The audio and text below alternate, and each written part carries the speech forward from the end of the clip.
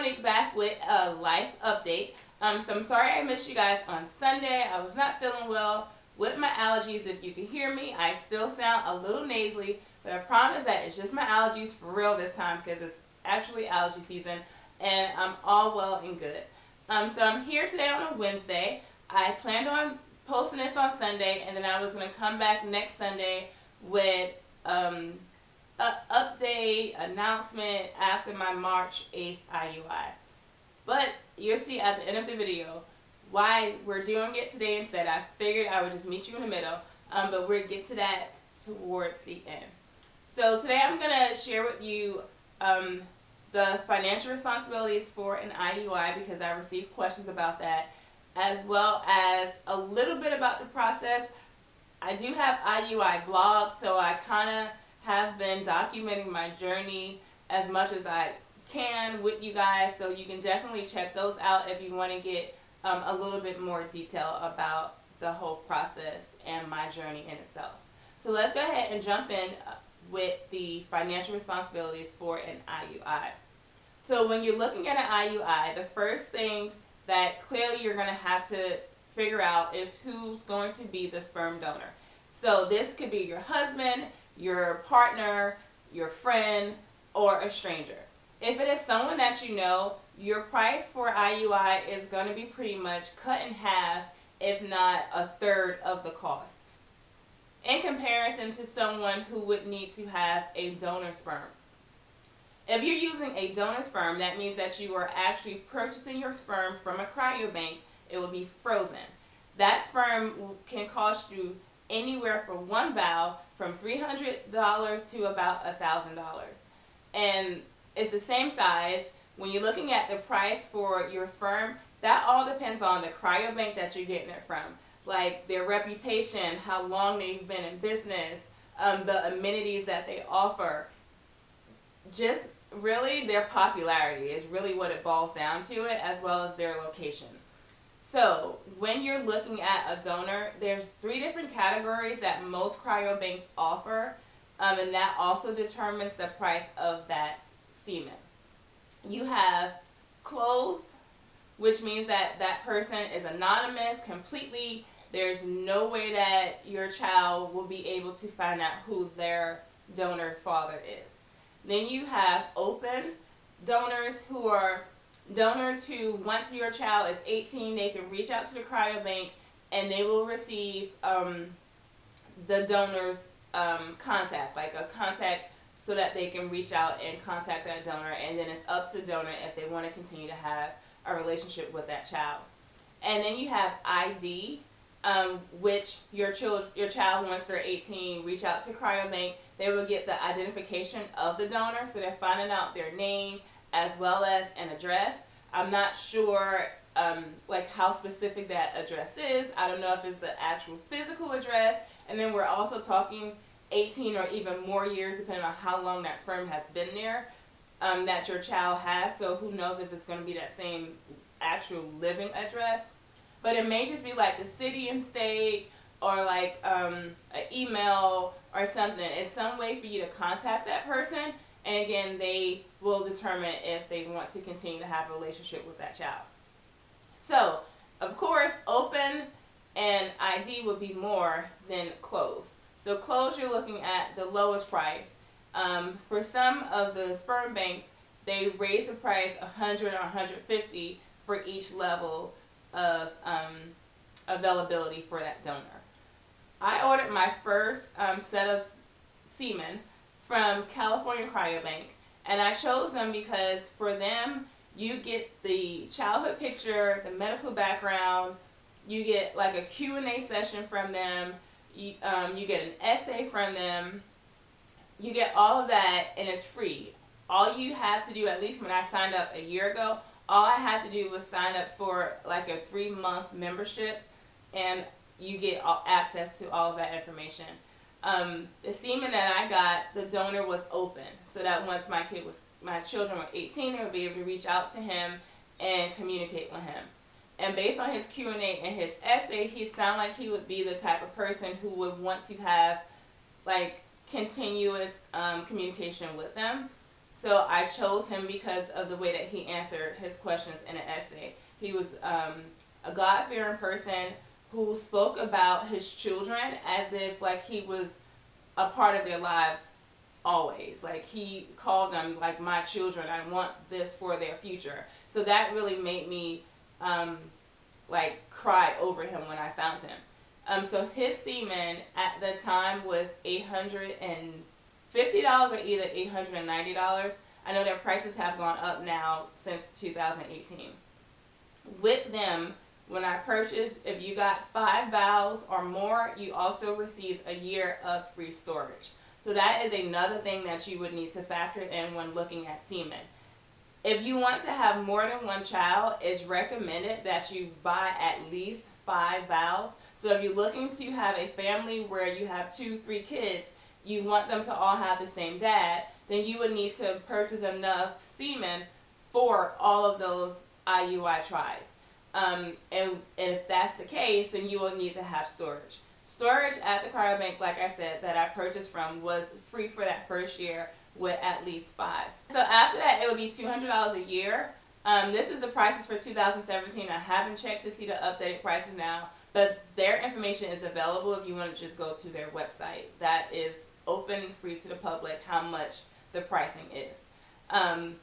They did do it where you can also just get storage for 6 months a year, which was still like a reasonable price. I want to say I think it was $60 per month, which of course would still be cheaper for you to just pay for the whole year. Even if you don't end up needing it for the whole year, it will still be cheaper than you paying for 4 months at $60 a month. Then you also need to factor in shipping.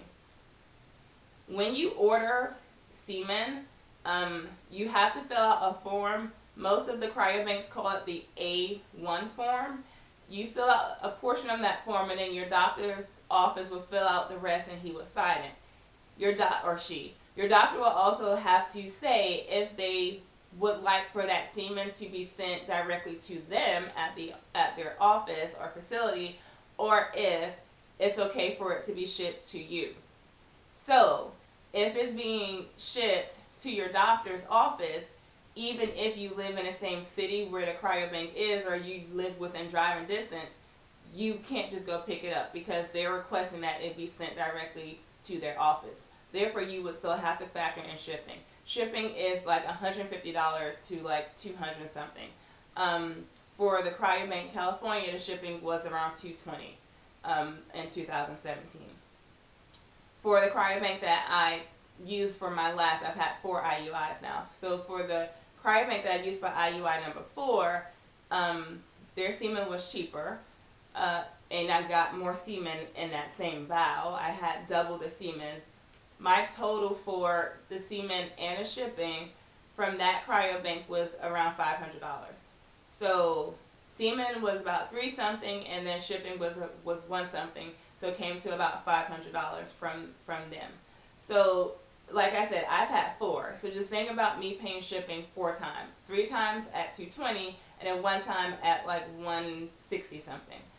That starts to add up. Like that's almost $1,000 right there. Not to mention that I ordered 5 vials of the donor that I used for IUI 1 and 2. 5 times $850 or $890 is about $4,200. So I ended up using 3 different donor sperms, and this is why. I did my first 2 with the one who I thought would be the father for my children. He's the one who, when I read his profile and read his essay and his answers, like I literally started crying. You know, it was like, oh my gosh, this is him. Like, moment where I just knew that it was him. I liked what he said. I love the type of lifestyle that he lived. And I agreed with his beliefs. We had the same beliefs. But when I got his semen, my first IUI, I was told he had 10 million sperm. And at that time, I didn't realize that that was a low number. That IUI resulted in an early miscarriage. IUI number 2, I'm at a different doctor's office now, and that IUI did not work. That doctor also said that the semen count was 10 million. He was worried about that because he was like, that's really low. I'm used to seeing 3 times that or even 5 times that amount from a different sperm bank. If your IUI doesn't work this time, then we need to look at a different donor. And of course, my heart was broken because I felt like he was the one. Like, I had that connection with him. So after IUI number 2 did not work out the way that I wanted it, I went back to that same cryobank to find a different donor. This donor, his sperm had only been there since June, and it was now November. So I was like, well, his sperm hasn't been frozen that long. He was about 10 years younger than me, whereas my first donor and I were born the same year, so he was my age. So it was like, well, he's younger, his sperm is fresher, it's more fresh, you know, so we'll try him. For him, I got the ICI sperm, which was also cheaper, but his sperm, even though it was ICI, was $990 plus the $220 shipping. So then just for that sperm alone, I was spending almost $1,200, and that's IUI number 3. Well, you can see now where like the thousands of dollars are starting to add up for me, and we're just talking about the semen. So once I got that semen for IUI number 3, for donor number 2, his sperm count was actually lower. It was 9 million. And the ICI sperm was supposed to have more in it because it was unwashed. Unwashed semen still has the swimmer, what they call the swimmer semen, the helper sperm that helps get the sperm, you know, through the cervix, uterus, fallopian tubes. So therefore, when I called the company, she told me that it should have 17 million to 20-something million sperm, and then here we are with 9. So my doctor was like, we're done with them. I was upset because when I was looking for semen, like I said, I like what they offer. I like all of the extra amenities. When I was looking at other places, you have to pay for the pictures, you have to pay for the medical records, and you definitely want to check the medical history because you get history from not only them, but their siblings, their parents, their grandparents, their aunts, their cousins. Like, you get that whole first of kin. So you get to see like if there are any diseases or anything. So you definitely want to have that. But when you're trying to find your donor and you're just looking, like you can be looking at 10 donors, and those pictures for some places were like $25 or $30 or $50. Like, that starts to add up just for a picture for someone that you might not even pick. Like, just for a medical record for someone who might have all of these different diseases that you might not want to, you know, reproduce with. So that was why I went with that first company, because it was like, well, I'm already getting this, so even though their semen is a little bit higher than this company, once I add up all those extra things, they're actually cheaper, and plus they offered the free shipping for that year. The other companies did not offer free shipping. It didn't matter how much you ordered, they did not have the free shipping. So it looked like they would have been cheaper, but then it was like, well, I'm only getting half the sperm I'm supposed to be getting. So IUI number 4, my doctor told me to, he was like, you need to go to Midwest Sperm Bank, try them. I've always had, you know, 50 million sperm for them. I've always had a success rate with them, so go to them. So for IUI number 4, I went to Midwest Sperm Bank. They are a smaller company. They did not have as many, like California had about 1,000 donors, whereas Midwest, when I put in like my certain criteria, only came up with maybe 15. So I didn't get as many. I had to pay for the childhood pictures. I don't remember if I had to pay for the medical records, but it was like I just had to narrow it down to 3. So once I narrowed it down to those 3, then I went and purchased the pictures of the top 2 based on the information. I really don't think I paid for the medical, but I don't remember. But like I said, all that stuff is open and available on their websites. So that was the semen. So we're looking at, when you add up the 5 vows, I still have those 5 vows, plus the vow I used for IUI 3, and then the vow I used for IUI 4, we're looking at about $6,000 for sperm.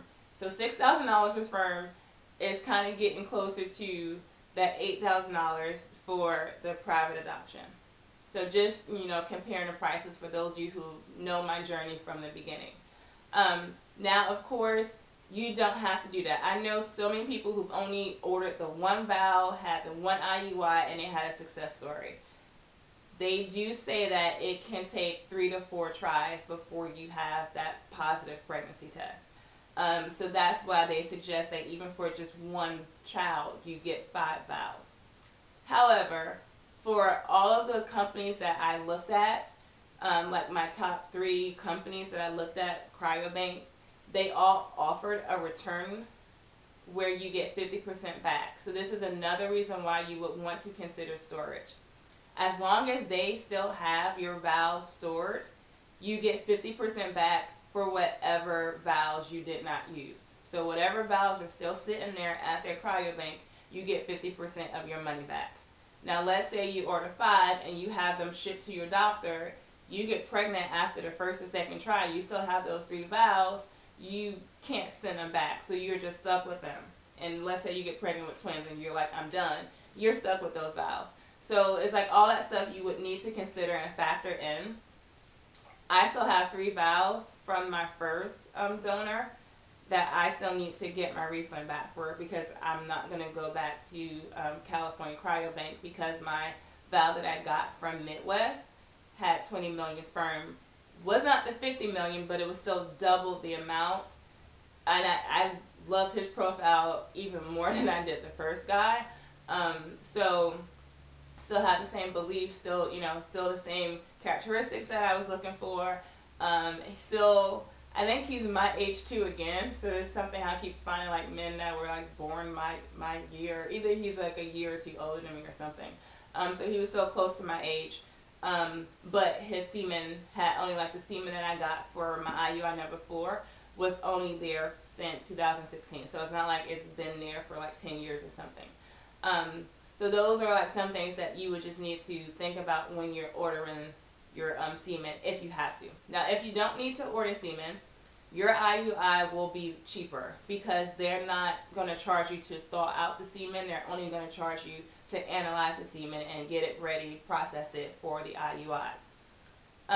So when you're looking at the IUI in itself, my first fertility doctor that I went to, my IUI plus the semen, and I'm just going to call it a semen analysis, even though that's not technically what it is, because they're not analyzing the semen, they're just thawing it and preparing it. Semen processing. So I'm just going to call it semen processing. So the IUI with the semen processing altogether was $700 and something. At my new doctor's office, the IUI plus the semen processing is only $500 and something, like the low 500s. Now, if I was bringing in the actual person for the semen, it would be $400 and something. So I would be saving about $100 and I think it was like $130 or something difference in the price. So that's something else. So if it's your husband, like you can take, or your partner, whatever, a lot of people will go on the day of ovulation, like that day after you get your high surge, your high LH surge, and then they also go the day after. So when you're using an actual person and you do that, you're only looking at about $1,000 for both of them. Where when you're using a donor sperm for just that one IUI, you're looking at about $1,000 just for that one IUI. So it's like when you have the person, you can get 2, compared to when you don't have that person, you get 2, you're paying $2,000 compared to the 2 for $1,000. So you're paying twice as much.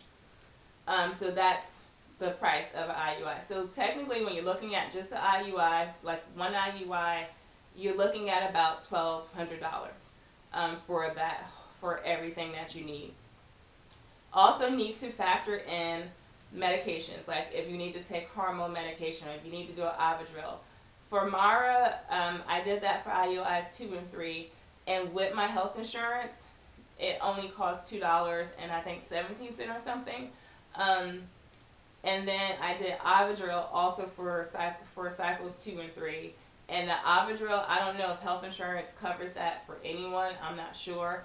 I know it did not cover it for me, and it was $107 for the Ovidril.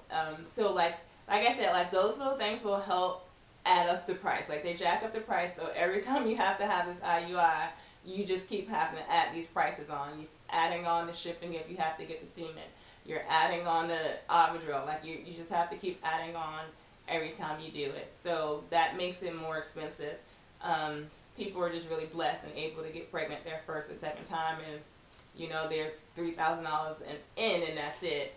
Whereas right now, I'm at about $11,000 in with the 4 IUIs and the semen. Once I return the 3 vials that I have left, that will be about $1,500, so that'll drop me back down to less than $10,000.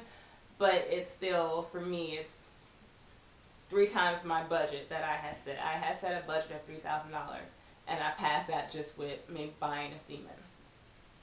When you're looking at the actual process, the first step that you need to do, of course, is go visit your regular general practitioner, your doctor, to have your normal physical. Like if you're not up to date with your physicals, go have a physical done.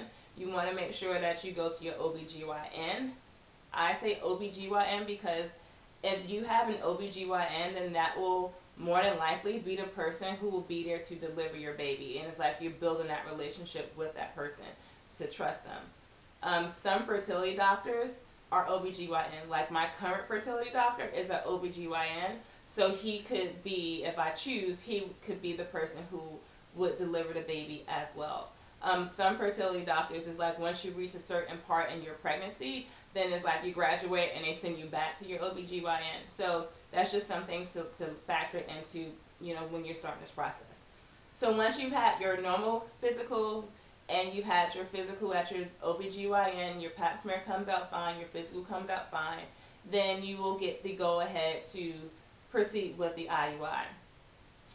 There are some OBGYN doctors who will just do the IUI for you.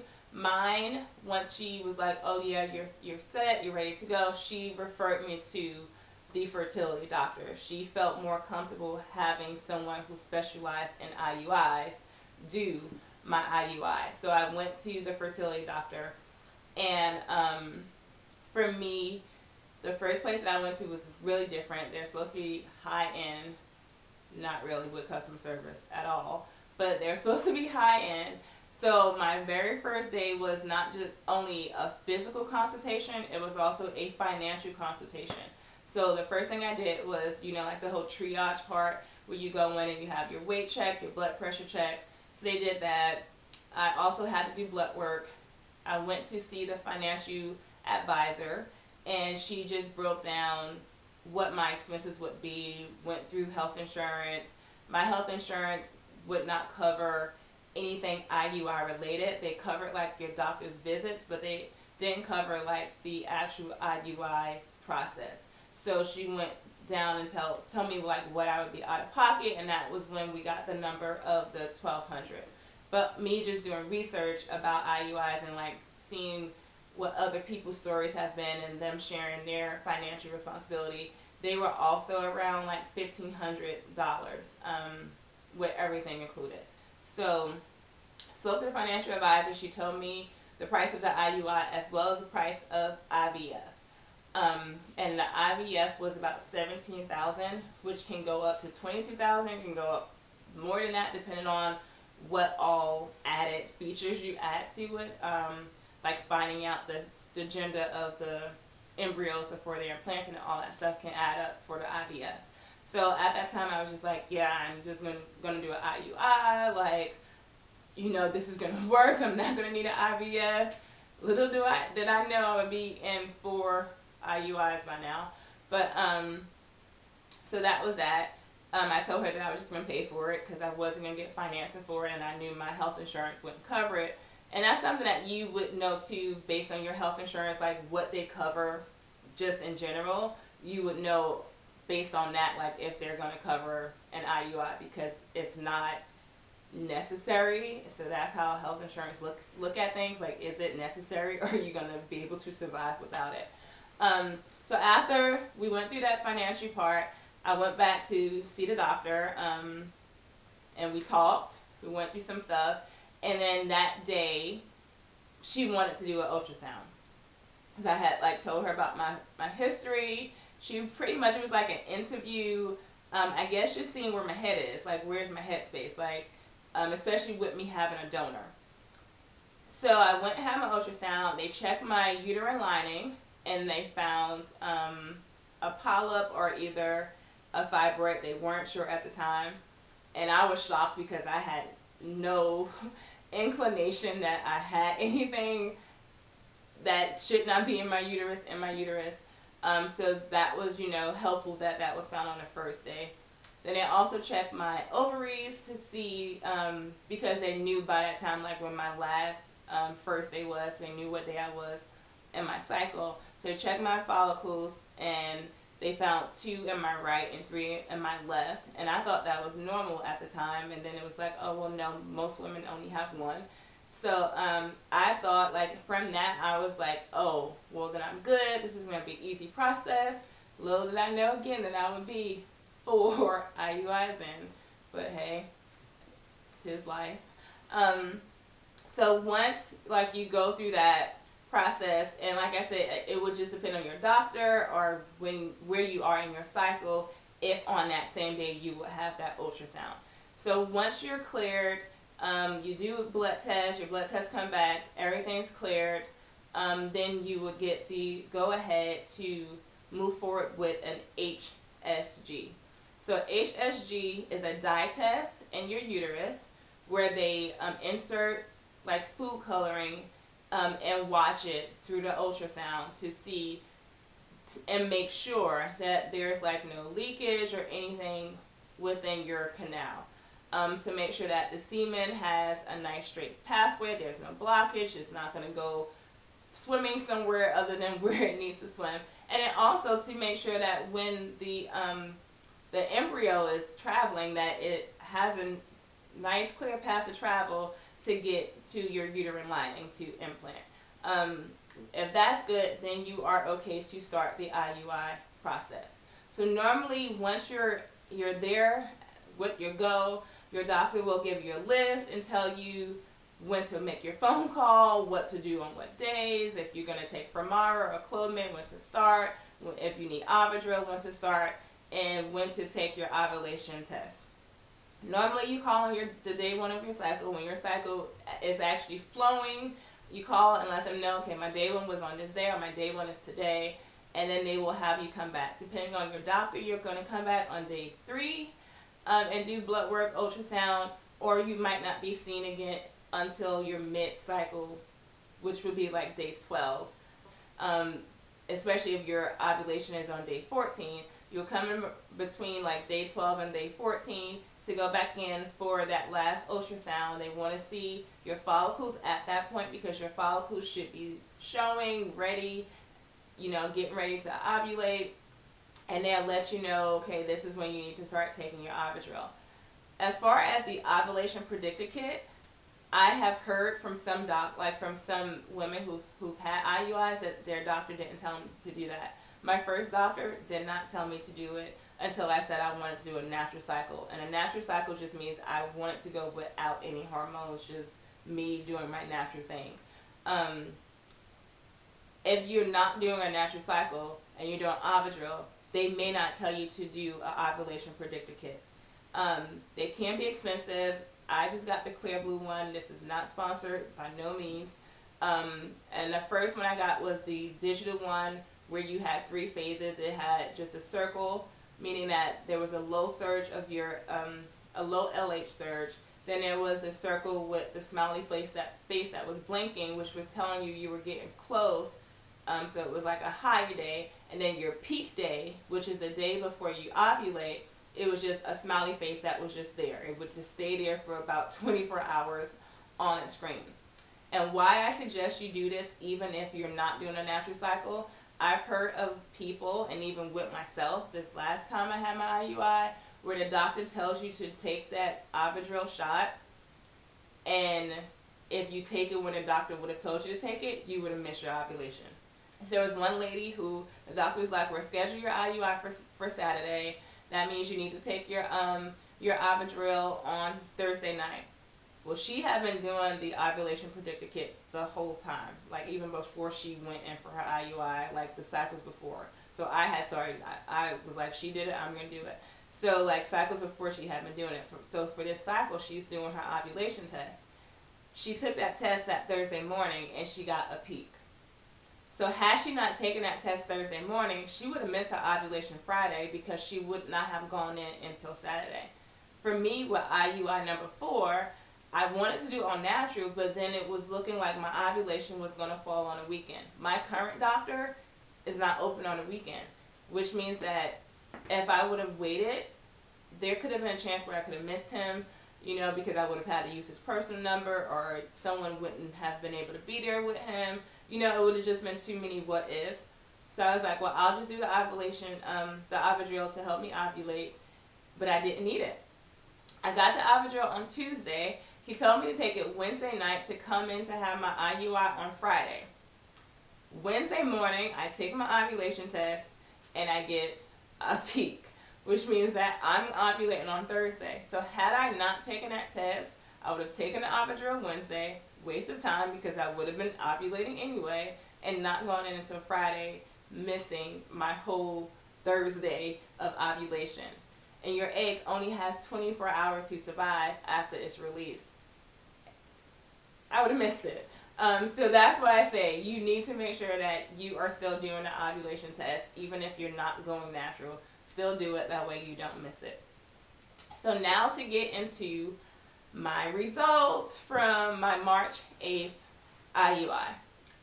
So, had my IUI March 8th, which meant that on March 22nd, I was supposed to take my pregnancy test to get my results.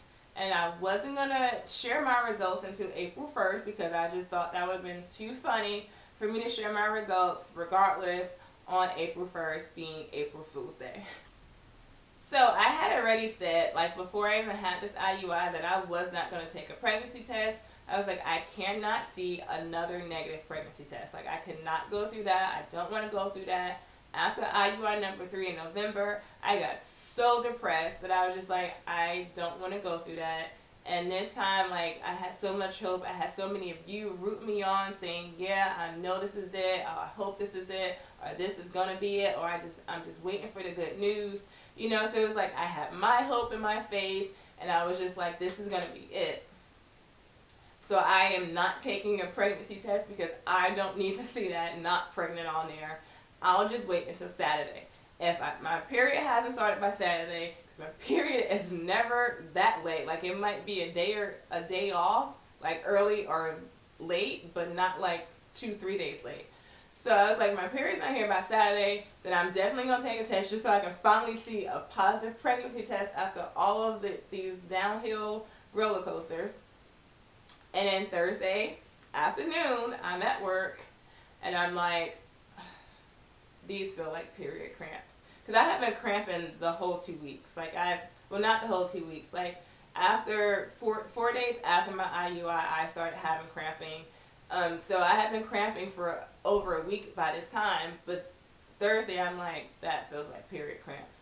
And my mood, like Wednesday, had totally started to change. And of course, again, I'm like, I hope this is me just having mood swings because my hormones are crazy right now and not PMS. It was PMS. So Thursday afternoon, my cycle officially started. So that I'm happy I didn't take a test Thursday morning because I would have gotten another big fat negative. And I don't know. Like, I don't know how to feel. Of course, Thursday night, I cried myself, like, to sleep Friday morning because I was up all of Thursday crying and didn't go to sleep. Like, finally calmed myself down enough around 2 a.m. to go to sleep so I can wake up at 5 to go to work. Just because I was just disappointed, of course. Like, who wouldn't cry? Like, it's not like I'm just having sex with my partner that's free. You know, like, when you're trying to invest in a child, it's priceless. But when you're actually spending money and you're in the thousands of dollars and you're like almost 4 times what you thought you were going to spend on a teacher salary, you know, it starts to become more stressful than it would if I was just trying to get pregnant with my partner and it was free. So it's like now I have the stresses of not getting pregnant and why, as well as the stresses of, okay, is this going to be a financial burden?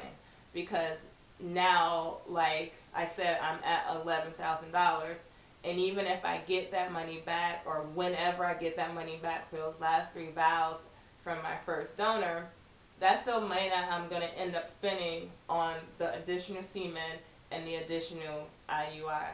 So I'm not sure when that's going to happen. That's also why I was just like, I need a break. I'm going to spend my energy and focus on my house.